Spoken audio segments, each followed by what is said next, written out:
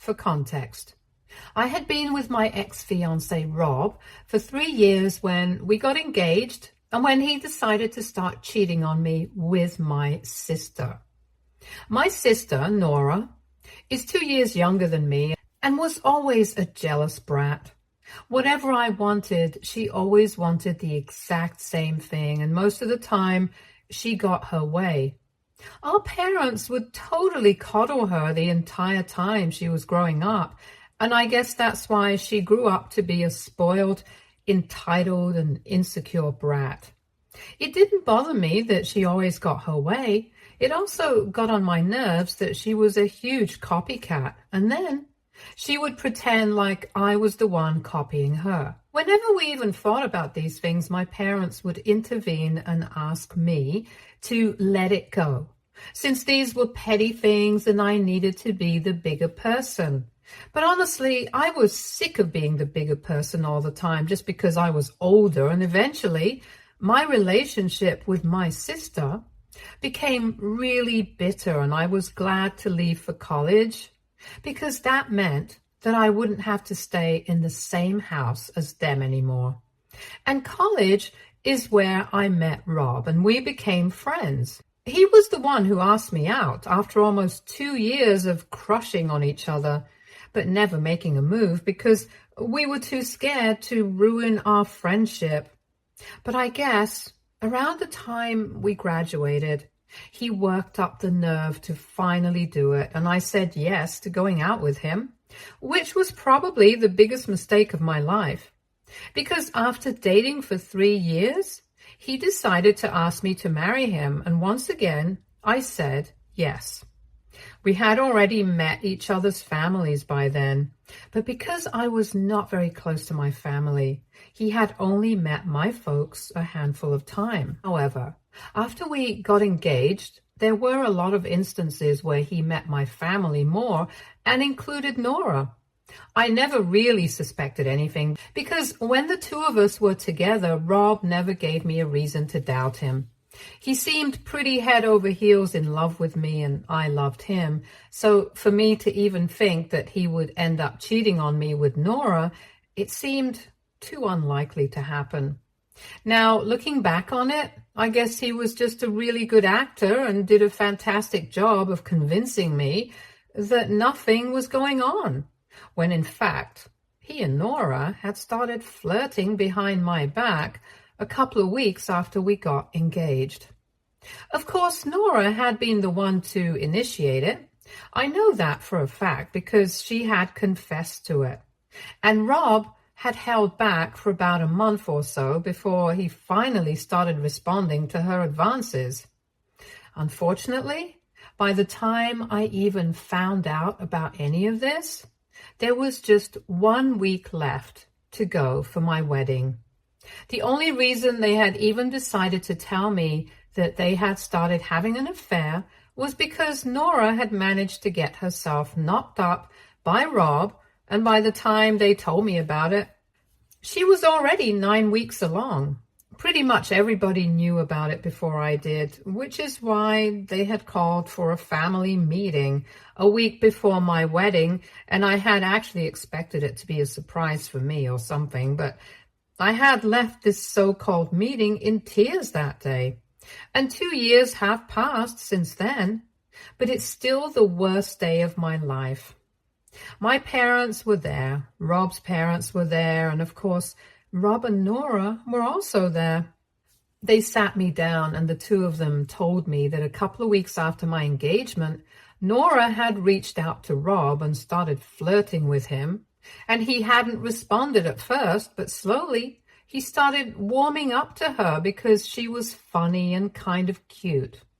They figured that it was just a bit of harmless flirting, and at first they were just joking around, so it seemed like banter. But before they even knew it, they had started falling for each other. Nora told me that she had only started flirting with him because she felt like messing with me. But apparently, according to her claims, she did not have any actual intention of ruining our relationship or falling in love with my fiancé. And as for Rob, His excuse was that he had just started thinking about life after marriage, and this was his way of relieving the stress that he was feeling about the upcoming wedding and stuff. Both of them had pretty lame excuses, and I definitely didn't believe what Nora was saying about her not having any intentions of ruining anything for me, and that the affair had just happened out of the blue. The bottom line was that my fiancé had cheated on me with my sister, and now Nora was pregnant with my fiancé's baby. Not just that. They were apparently also in love with each other and wanted to marry each other, which is why they had told their parents, and the family meeting had been called so that I could be informed. Everything had already been decided. They had just wanted to let me know about it, and it's not like I could do anything about the situation at that point, so I just had to deal with it. The families had been told the truth about a week before me, 2 weeks after Nora and Rob found out that she was pregnant, and all of them had discussed the way to go about this in the future and had come to the conclusion that I just had to deal with it because obviously Rob couldn't marry me anymore. They started to apologize to me, but that was when I decided that I had had enough. And until then, I had just been sitting quietly because I was in disbelief of what I was hearing. But when I realized that they were all telling me the truth, and this was actually happening, I lost it and I started screaming at everyone. I was really frustrated, hurt, and confused. And it all just came out at once. Most of all, I was upset with Rob and Nora because they were the main culprits here.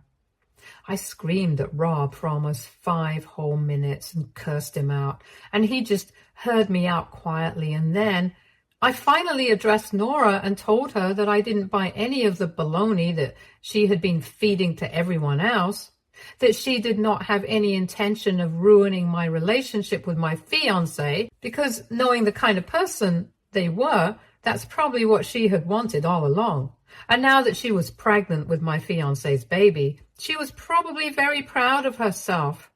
She started crying and apologizing, telling me that she really didn't have any intention of going so far and that I had every right to be mad, but she just wanted me to know that she didn't intend to do something like this.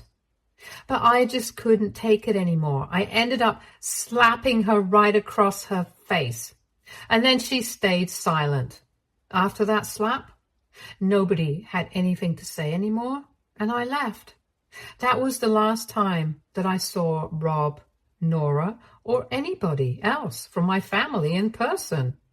I cut all of them out of my life completely, and 2 weeks later, I heard from a couple of friends that Rob and Nora got married in a private ceremony with just their families. By then, I had made a lot of changes to my life so that I wouldn't have to run into Rob ever again. I had packed all my stuff and moved in with a friend and had even applied for a transfer to a different branch of my company so I could get away from this place for a while. It was difficult for me to completely extract myself from the situation, but within a month, I was in a different city, and at least physically, I was far away from everybody. But mentally, I was still stuck in the same place, and I started developing serious drinking problems. I went through depression, and since I was in a new city with hardly any friends and no family, there was nobody to help me out. And I didn't feel like reaching out to anyone either.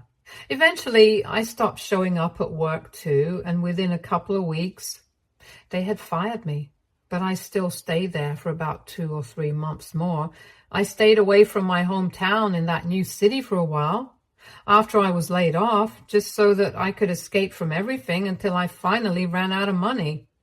I was so broke that I could hardly even afford flight tickets back home, but somehow I sold some stuff of mine and managed to scrape by to return here. By then, I had finally started to realize just how I had royally messed everything up for myself.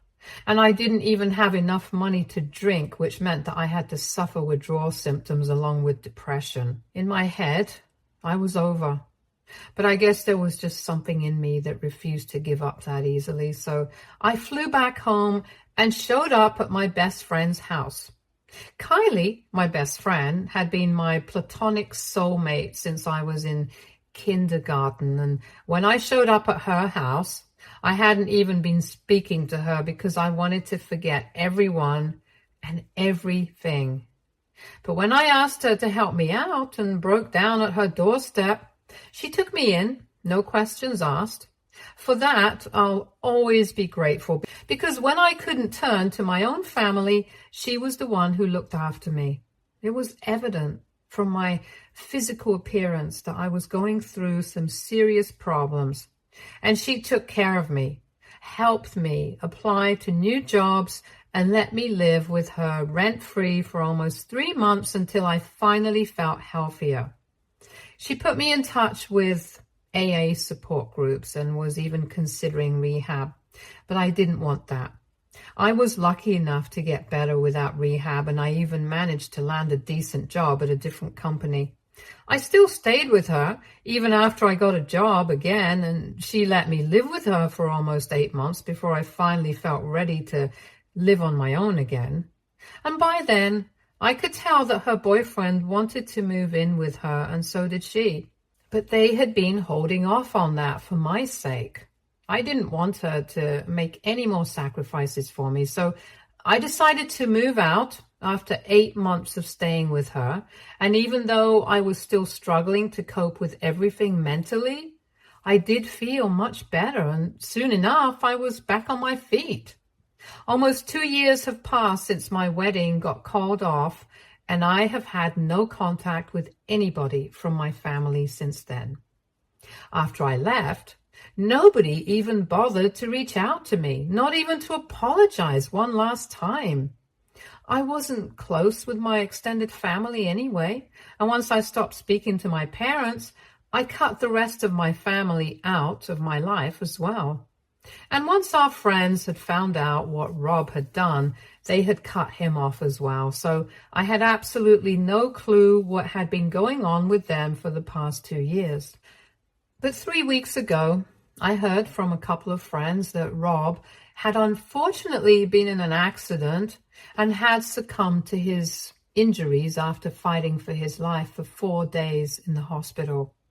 It had come as a huge shock to me, and I had even attended his funeral, but had left before anybody could spot me because in spite of everything that had happened, him and I had been close at one point in time, and I just couldn't believe that he was gone.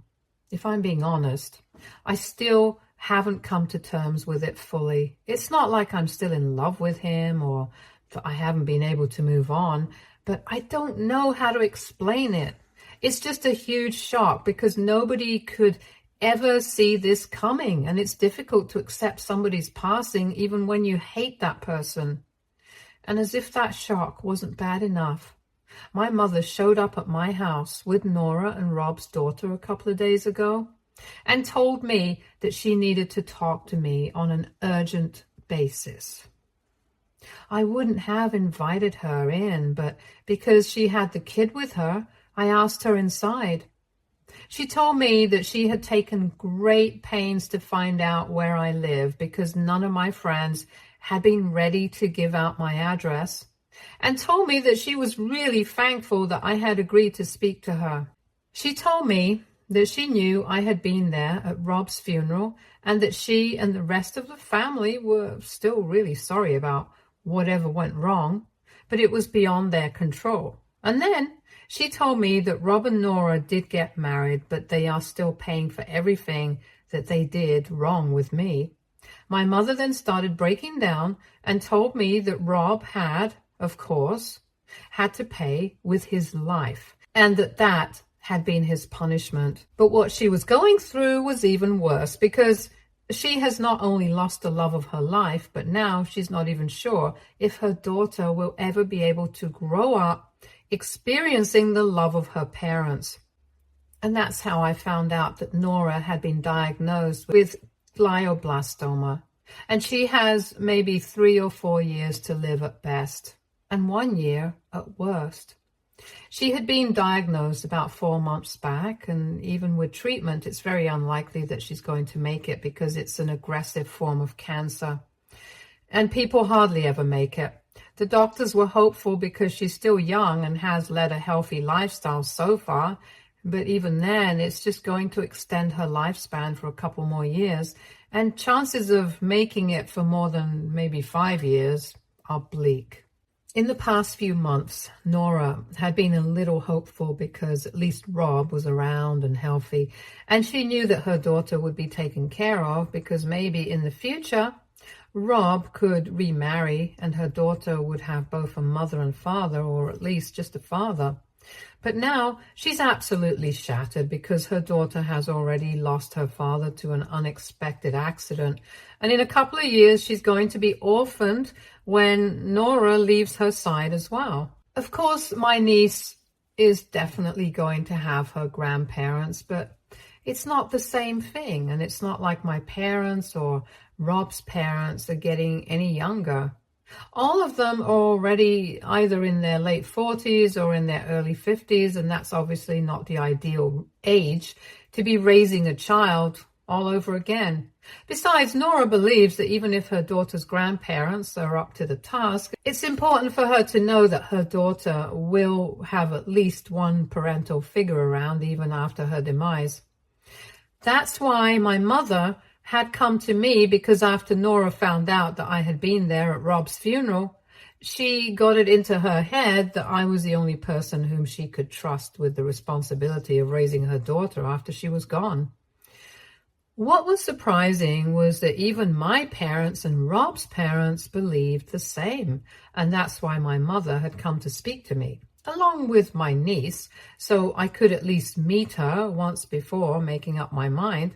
She told me Nora would have come to meet with herself, but she was already not really well, and she wasn't sure if I would even want to see her. So my mother had been chosen to speak to me on behalf of the family, because she was the only person I had a somewhat normal relationship back when I was on good terms with them.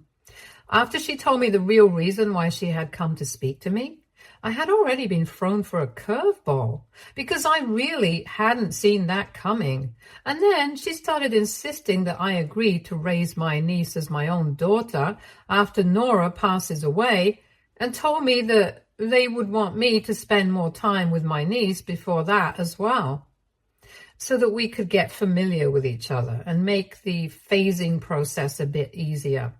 She told me that everybody in the family agreed that this would be the best way to go about the situation. And at least Nora would have the peace of knowing that her daughter would not miss on the love of her parents after she was gone. And when I didn't say anything, because I was in shock, my mom started crying and told me to show them some mercy in spite of everything that they had done, because ultimately Nora was turning out to be quite unfortunate. And after all, my niece was still my blood. At that point, I started freaking out a little bit because it was all going too fast.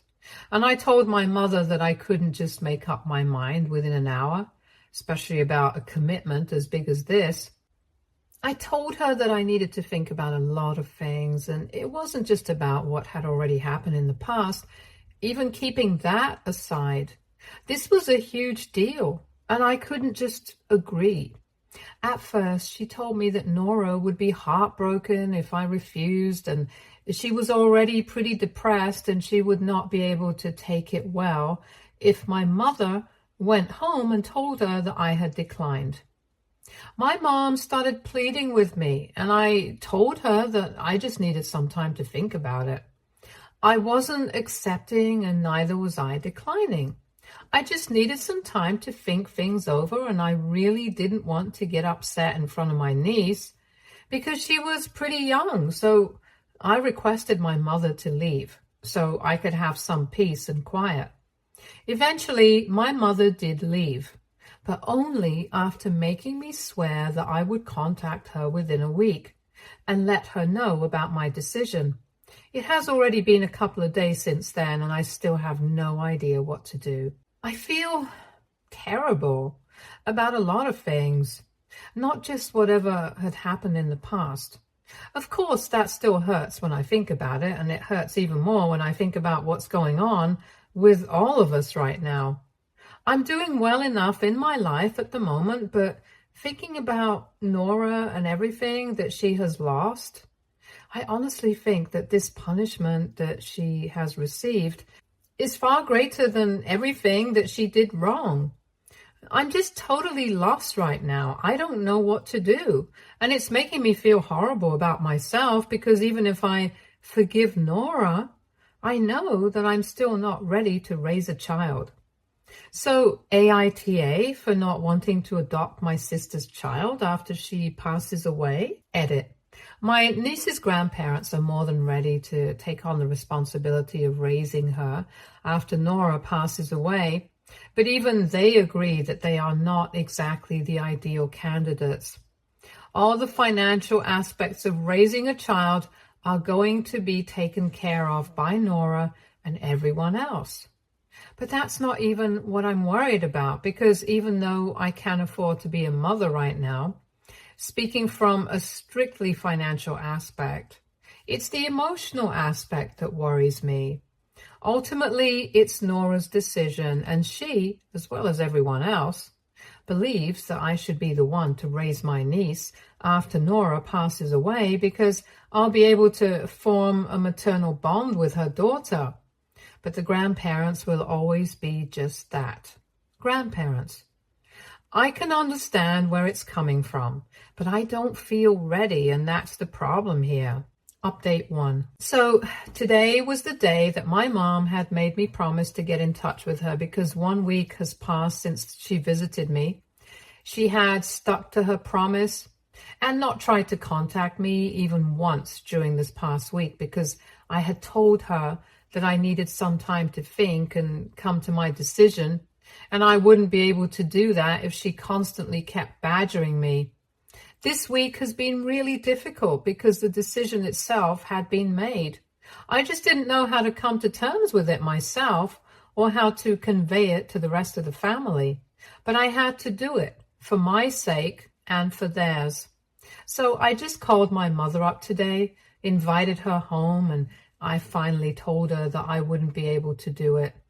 I told her that I have been through a lot in my life, and right now I was just not in the kind of state of mind where I could even entertain the thought of becoming a mother, much less the mother of Rob and Nora's child. There were already a lot of emotional layers to my decision, and it was all just really complicated.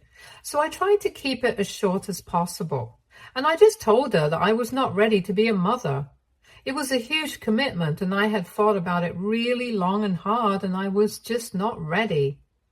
My mom's reaction was nothing short of hysterical, and she instantly started telling me that it's not like I had to commit to it right now. I still had a couple of years before Nora left, and hopefully that would be enough for me to make up my mind. But I told her that even then, I wouldn't feel comfortable trying to take her place or whatever, and it would just be really painful for me. My mom started crying, and it was really difficult for me to even talk to her, because she just kept repeating that this was going to break Nora's heart, and I felt terrible about it as well. But there was nothing that I could do. Eventually, she managed to gather herself and told me that she understood my decision and respected it, and then she left. I feel relieved that I was able to tell her what I wanted and stick to it, but I also feel equally terrible about the reaction, and I know this is going to be difficult for Nora, but well, I had to do what I had to do. Update 2. So it has been 3 days since I last met with my mom, and today in the morning, she called me up and told me that Nora really wanted to speak to me in person. I was not comfortable with that idea because we haven't spoken to each other or even seen each other for 2 years, and now that she's sick, I know that this is really awkward and difficult for both of us.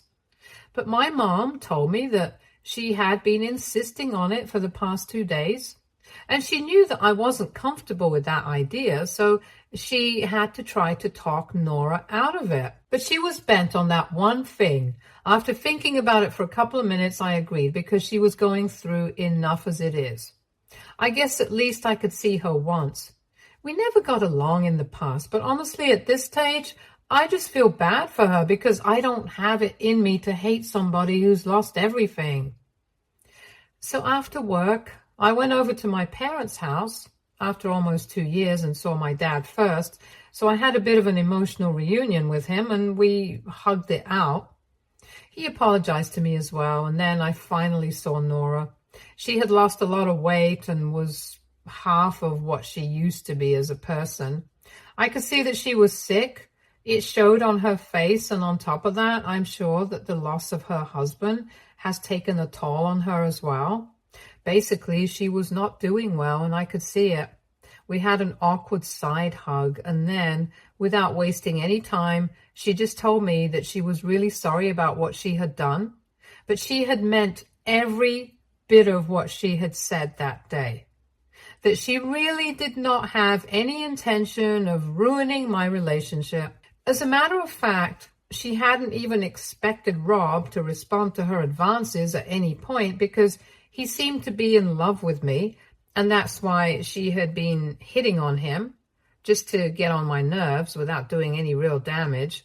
But that backfired when he started responding and she kind of did like him. So they ended up taking it too far without thinking about me, and after that, nobody had the courage to reach out to me after what they had done.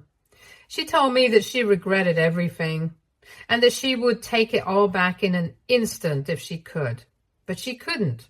So she was just trying to apologize to me and make up for everything that she had put me through. And she also told me that when Rob had been alive, even he had been full of regret about this, and both of them were just really sorry. I didn't want to relive the past, so I just told her that it was fine and I didn't want to think about it anymore because I had moved on from it. After that, she told me that she knew that I had declined to raise her daughter as my own after she passed away, and she could understand my reasons for it.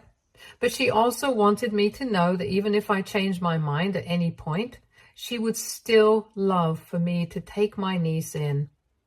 I didn't know what to say, so I just smiled and then we chatted about our lives.